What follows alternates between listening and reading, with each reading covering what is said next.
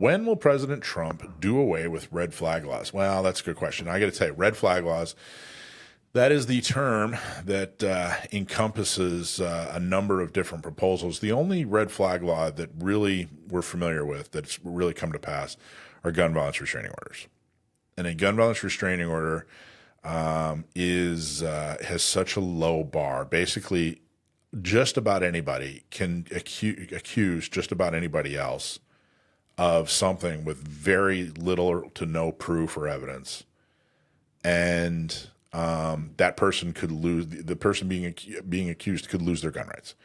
I've seen all kinds of horrible things. I've seen coworkers accuse other coworkers that they don't like, and they lost their gun rights. I've seen roommates accuse each other, and one of them loses their gun rights. I've seen all kinds of really horrible abuses of gun violence restraining orders.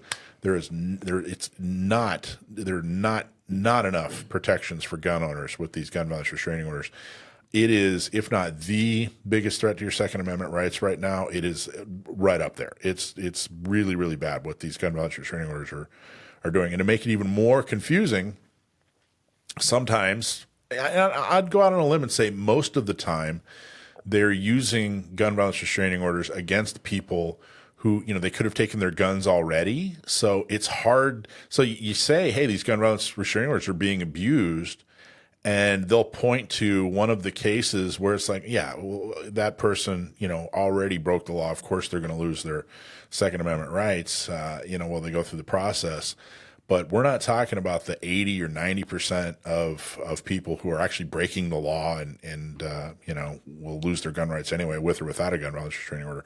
We're talking about the 5 or even 10% of gun violence restraining orders where they're just absolutely abusing it. This is to get rid of these gun violence restraining orders, or at the very least, limit them so that there are more protections for gun owners. What needs to be done is outside of the scope of the President of the United States. I don't know exactly how much he can do, but he can't wave a magic wand and make it all go away. So that being said, we're actually going to talk about some of the things that he has done to help improve some things.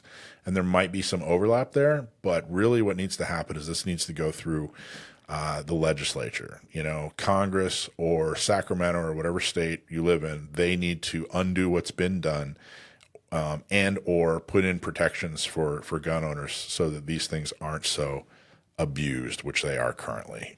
I'm just not a fan. I went into these gun violence restraining orders with an open mind, and I talked to people who were implementing them, and they're bad news. They're truly bad news. There's nothing good about them. My question to so many people who are fans of implementing these gun violence restraining orders is, hey, if they're breaking the law, we can already take their guns. You go rob a bank, you murder somebody. When they arrest you, they're going to take your guns.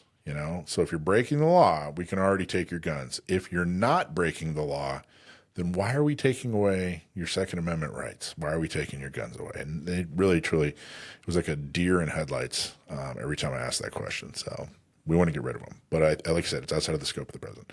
Good questions, even better answers. If you have any questions, put them in the chat under the, in the comment section of the YouTube, or email us, or Instagram message us, or Facebook message us. There's a ton of different ways, smoke signals, whatever it takes, but get us the questions. Hey, everybody, thanks for watching. I'm Michael from Gun Owners Radio. If you liked what you saw, please don't forget to like, subscribe, share, and make a comment. Help us out. Go to gunownersradio.com. Thanks for watching.